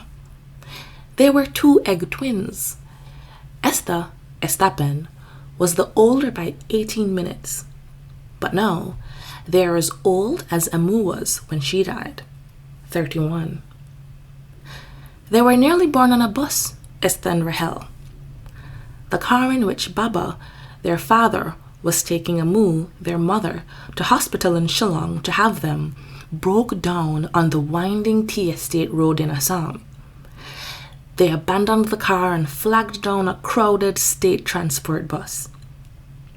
With the queer compassion of the very poor for the comparatively well-off, or perhaps only because they saw how hugely pregnant Amu was, seated passengers made room for the couple, and for the rest of the journey, Esther and Rahel's father had to hold their mother's stomach with them in it to prevent it from wobbling.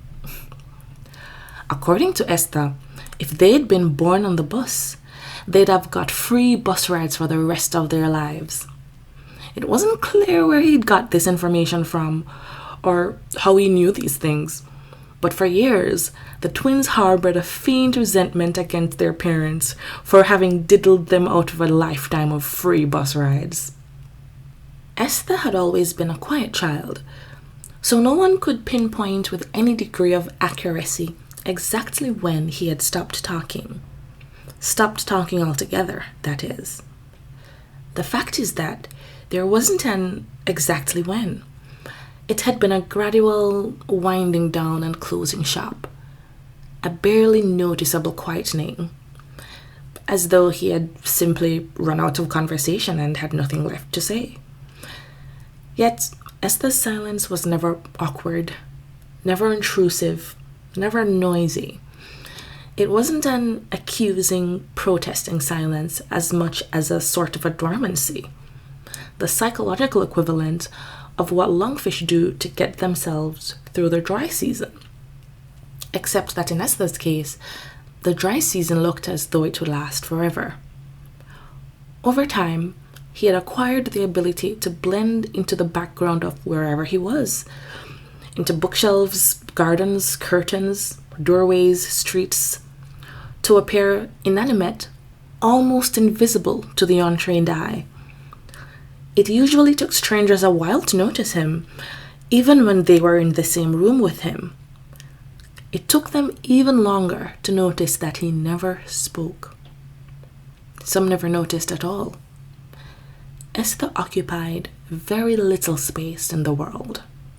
Now, this is actually a fairly tough passage. There are a couple of questions that might be quite tricky on this one. Anyway, we're going to be moving very quickly through this.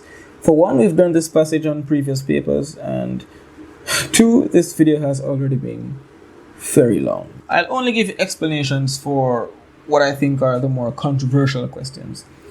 If you need an explanation for a question that I do not explain, you can just let me know in the comments section and I'll definitely explain. 51. The main purpose of the opening paragraph, I think it's obviously to emphasize the setting and convey the mood. Remember, you need to read this on your own time, read it carefully. I'm just zooming through.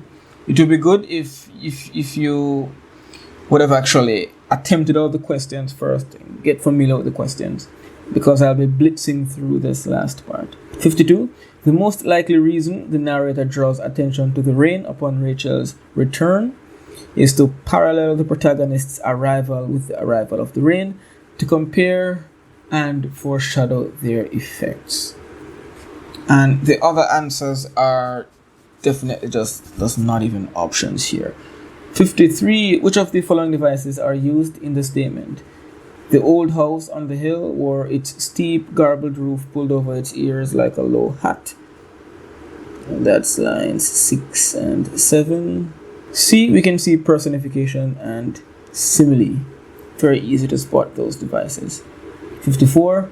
Lines 8 to 9. The wild overgrown garden was full of the whisper and scurry of small lives. This definitely tells us abandonment, wild and overgrown, abandoned, and we see animal life, the whisper and scurry of small lives. 55. Okay, this is a tough one. This is one that okay, let's get to it.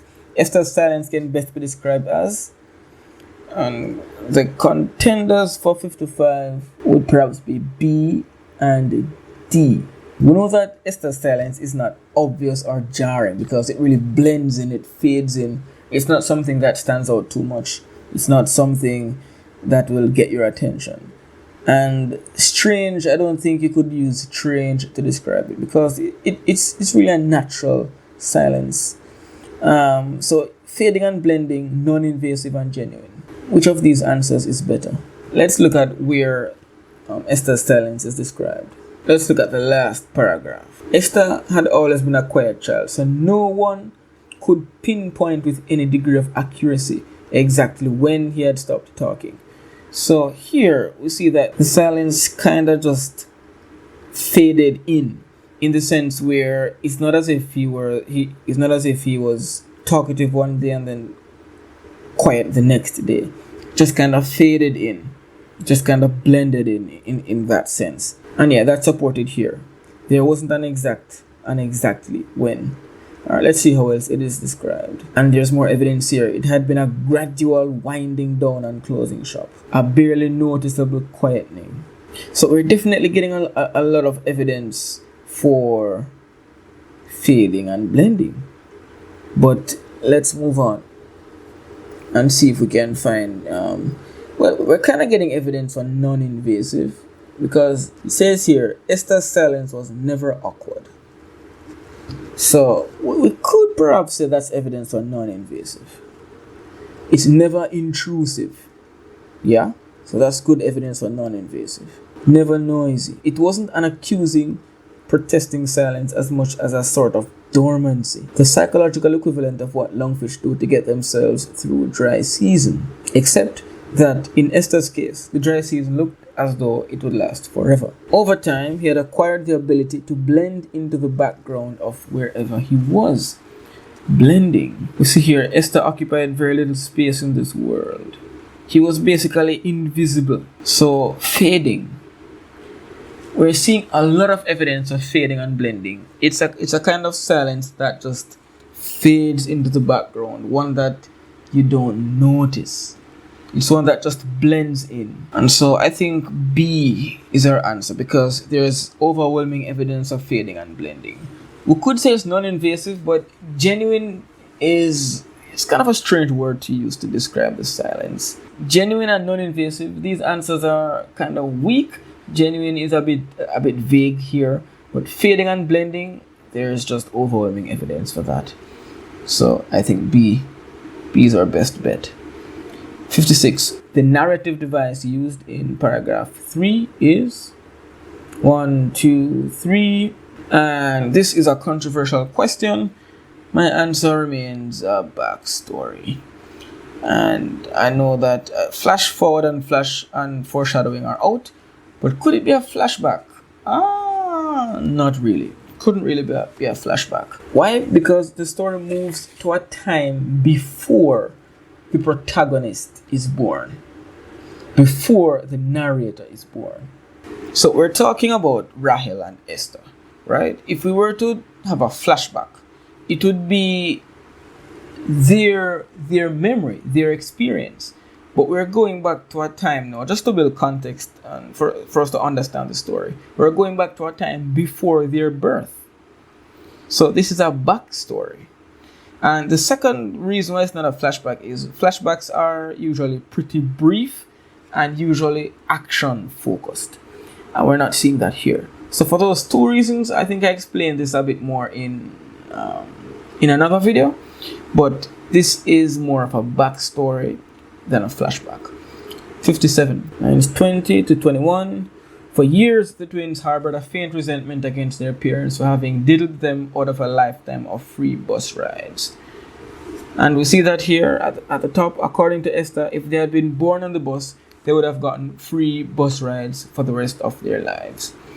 And what does this serve to do? This serves, obviously, to show the humor in childish imagination, expectation, and naivety. Because, of course, being born on a bus does not guarantee you free bus rides for life. That is just something that a child would believe. It doesn't really make sense. It's just childish humor and naivety. None of these here are related to what is said here. 58. In lines 25 to 28, the narrator is asserting that Esther. So you can pause here and reread those lines. Answer C. Adopted silence as an act of endurance and self-preservation. Let's take a look at it. Yet Esther's silence was never awkward, never intrusive, never noisy. It wasn't an accusing, protesting silence as much as a sort of dormancy. Look at this. The psychological equivalent of what lungfish do to get themselves through the dry season. So the lungfish, they do something to get themselves through a particular season. They do something to survive, to preserve themselves. And Esther's silence works in this same way. That's pretty much what's going on there. He uses this silence to survive. It's his way of just blending in and not attracting too much attention. It's his way of going forward and going through life. Esther's ability to blend into the background of wherever he is, line 29, suggests that the character is sensitive to an ever-changing environment. If you are able to blend into the background of wherever you are, it means you are sensitive to the ever-changing environment. You know what the environment is. You can't blend into an environment that you do not understand. Last, the third person subjective point of view of the extract gives rise to a tone that is best described as conversational. Actually, A, B, and C are totally out. So just based on elimination, we have D. And that's it. This video has been quite long. I hope it has been helpful. Alright, see you guys in the next one.